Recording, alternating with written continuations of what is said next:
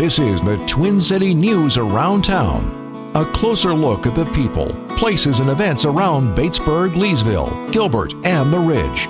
Presented by the Twin City News, Batesburg-Leesville's community journalism since 1925.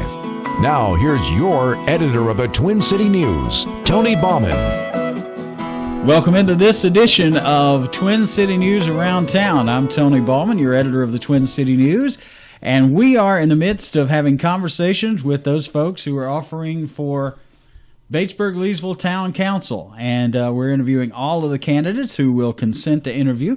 We're asking them all basically the same 5 questions, and we just want you to get to know your candidates before the November 5th voting.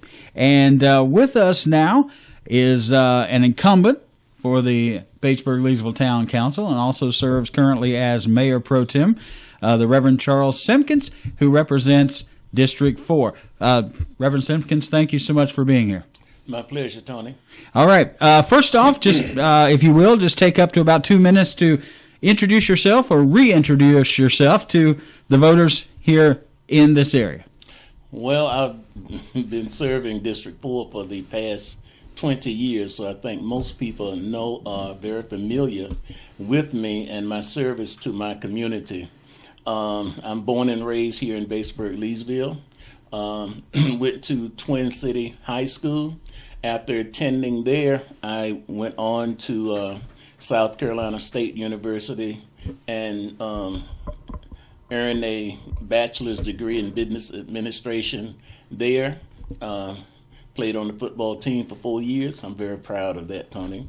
As a matter of fact, we won the first national championship of a college and university, I believe, in the state of South Carolina.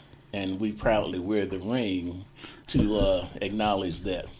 Married to Darlene Ellison Simpkins, the guidance counselor at the primary school. We have 4 children, 4 grandchildren. Son of Bernice and Flossie Simpkins. My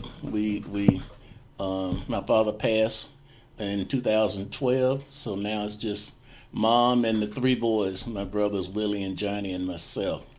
Very proud to be a part of this community. After graduation from South Carolina State, however, employment opportunities took me to Baltimore, Maryland, where I started my own business, Simpkins Agency, a financial services firm, and we did very well, was very successful there for about 15 years. And a few years earlier, in 1995, received the calling into the gospel ministry by the Lord. And I accepted that calling, was licensed and ordained at the Greater Harvest Baptist Church there in Baltimore. And after ordination in 1998, he placed it upon my heart to come back to South Carolina. And my question to the Lord was, why South Carolina, Lord? That's why I left there, for greater opportunities. And he said, well, I have work there for you to do.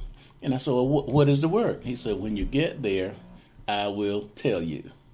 And so, be as it may, here I am back in South Carolina since 1999.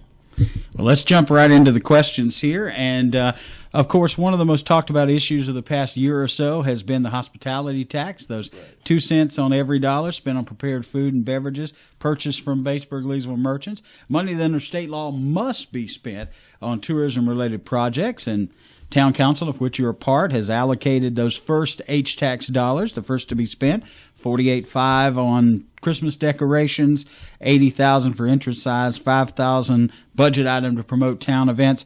What do you believe is the best use of hospitality tax revenue?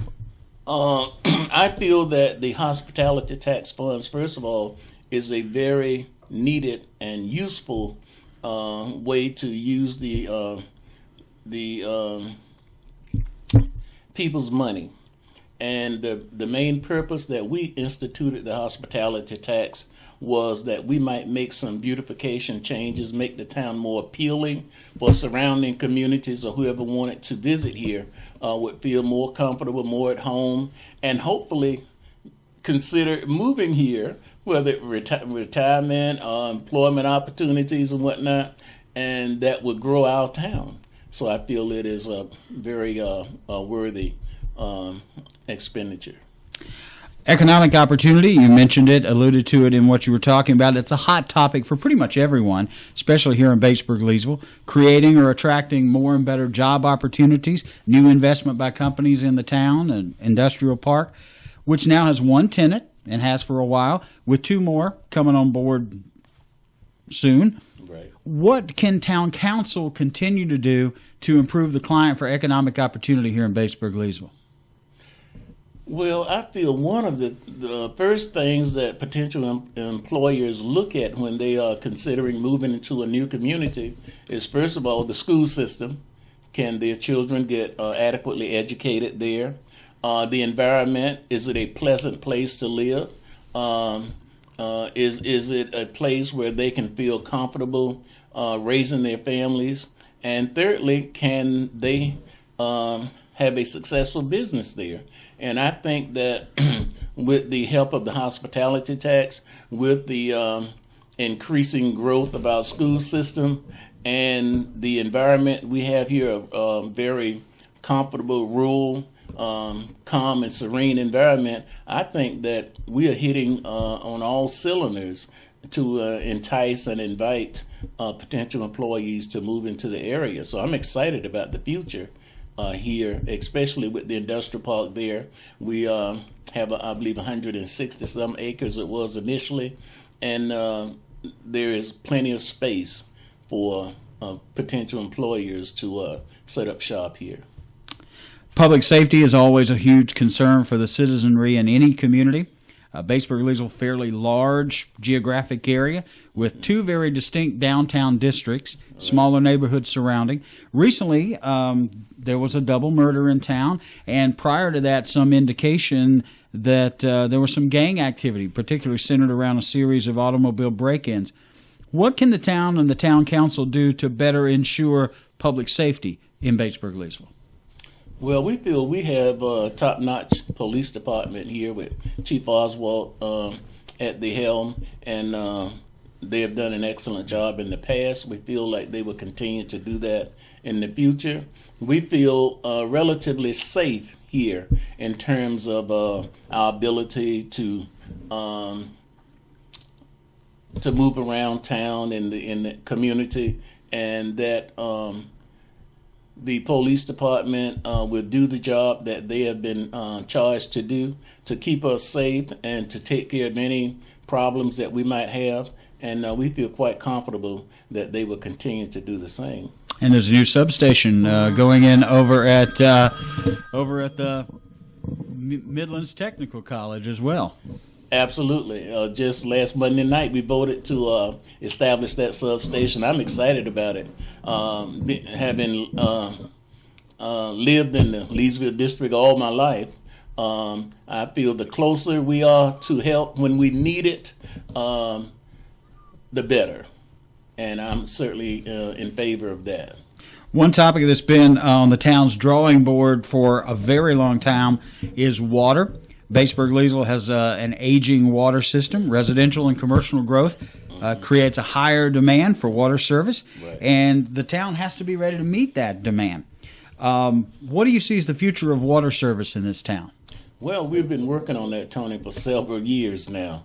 Hadn't been able to come to a fruition as of yet, but as council continue to put his head together, investigate the options and possibilities, I feel that in the very near future we would become able to come up with a new water source, which DHEC has demanded that we do, instead of drawing water out of our pond, which on very hot summers take it quite low, and it makes us a little nervous sometimes. So we are diligently pursuing the prospect of developing a new water source for our consumers with the best quality water that we can possibly provide for them. In fairness to all of our candidates, we're down to the final couple of minutes here. One last thing: anyone who attends town council meetings is apt at any given time to see what I would characterize as maybe a lapse or two of order. Council meetings sometimes can get derailed by sidebars and apparent squabbles and that sort of thing. Your thoughts on this?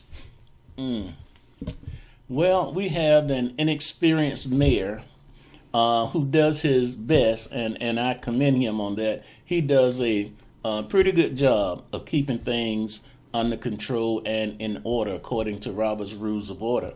I'm in full support of him in that effort. And sometimes councilmen get a little heated, overreact to certain topics or situation on the table for discussion. But overall, we continue to move forward and get the job done with a vote of the choice of the majority of council. Councilman Simpkins, I'd invite you to take 1 minute for your final thoughts to the voters of Batesburg-Leesville. Well, most people here in Batesburg-Leesville know of me, know about me, and know what I stand for, and that is equality and fairness. If we can come together as a community and work closely together, there are no problems or issues that we cannot overcome. And regardless of what the future holds for Batesburg-Leesville, we know that we do have a future. And this council that's coming in on November the 5th will be a tremendous part of our future here in terms of the decisions they make, how well they work together, how well they do their homework and come up with the best solutions to the problems that we face today. I'm excited about the candidates. I haven't spoken to all of them, don't know all of them, but I do plan to get to know them by November 5th to have an idea of where what their thoughts are and what they expect in terms of the future of Batesburg-Leesville. Reverend Charles Simpkins, the incumbent District 4 councilman, Mayor Pro Tem, thank you, Councilman, for coming in and talking with us. Thank you for having me. We invite you to continue to watch what we do here at the Twin City News, and we invite you to watch all of our interviews with the council members, council candidates, and we invite you to go out and vote on November 5th. For the Twin City News, I'm Tony Ballman. Have a great day. This has been the Twin City News Around Town. If you have a story idea for a future edition, call us at 803-532-6203 or email us at editor@twin-citynews.com. Thank you for listening and reading the Twin City News, Batesburg-Leesville's community journalism since 1925.